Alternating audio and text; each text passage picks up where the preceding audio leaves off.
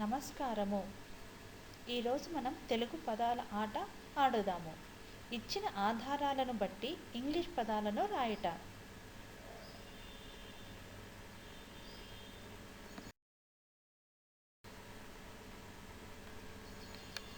ఇప్పుడు మొదట మనము అడ్డం చూద్దాము.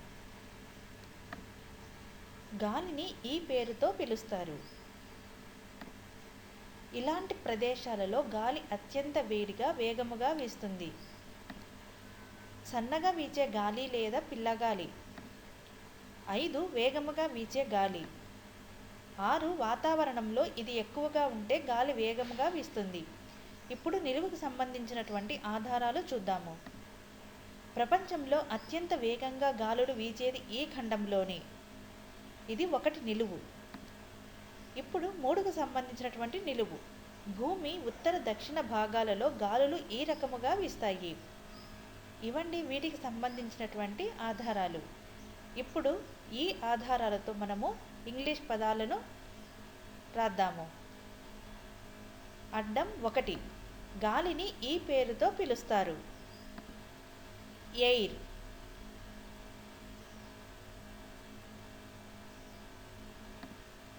నిలువు 1. ప్రపంచంలో అత్యంత వేగముగా గాలులు వీచేది ఈ ఖండంలోనే.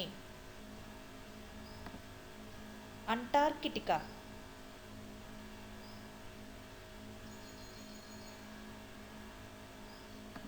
ఇప్పుడు అడ్డము 2. ఇలాంటి ప్రదేశాలలో గాలి అత్యంత వేడిగా వేగముగా వీస్తుంది.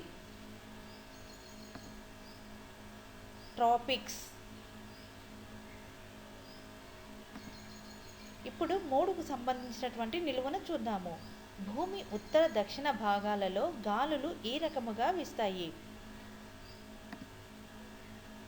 స్పైరల్. ఇప్పుడు అడ్డము 4. సన్నగా వీచే గాలి లేదా పిల్లగాలి. బ్రీజ్. 5 అడ్డం. వేగముగా వీచే గాలి. విండ్. ఇప్పుడు అడ్డం 6. వాతావరణంలో ఇది ఎక్కువగా ఉంటే గాలి వేగముగా వీస్తుంది. హీట్.